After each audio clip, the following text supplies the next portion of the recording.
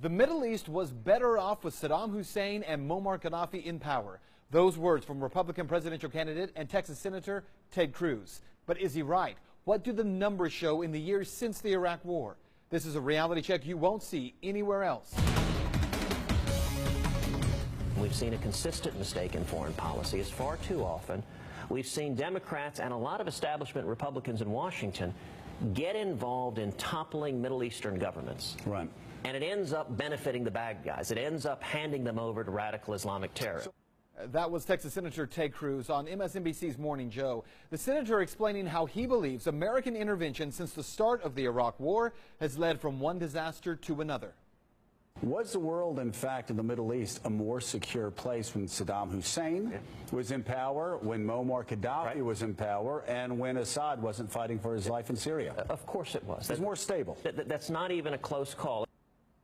Well, without question, the senator is correct. The Middle East was without question safer and more secure under Gaddafi, Saddam Hussein, and when Assad wasn't fighting for his life. But to really get that point, here's some numbers to consider.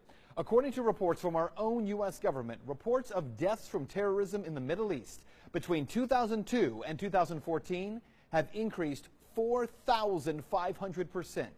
But let's go a little bit deeper here. Take, for instance, just the country of Iraq. Before the 2003 U.S. invasion, do you know how many suicide attacks there were in Iraq? None. In the country's history, there had never been one. But since the 2003 invasion, there have been 1,892. In Iraq, prior to the start of the Iraq War, there were reportedly just over 1.5 million Christians living in that country. 1.5 million. And yet shortly after the war started, over 1 million of them fled to Syria. That didn't work out well there, certainly. And today, fewer than 500,000 Christians remain and yet are being exterminated by groups like ISIS. And what about Afghanistan?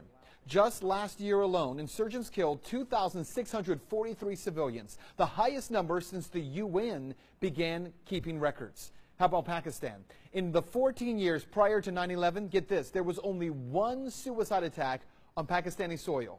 In the 14 years since, 486 suicide attacks.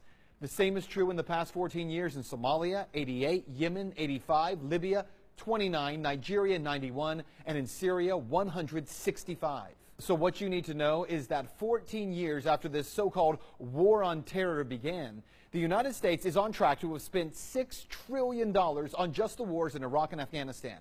Putting that into perspective, that means that we have spent $75,000 per American household, most of it borrowed money. What's more, nearly 7,000 U.S. military personnel have died. Tens of thousands more are being lost every day as 22 U.S. veterans commit suicide each day. If we're to be honest here, the only thing that the war on terror seems to have brought us and the rest of the world is more war and more terror.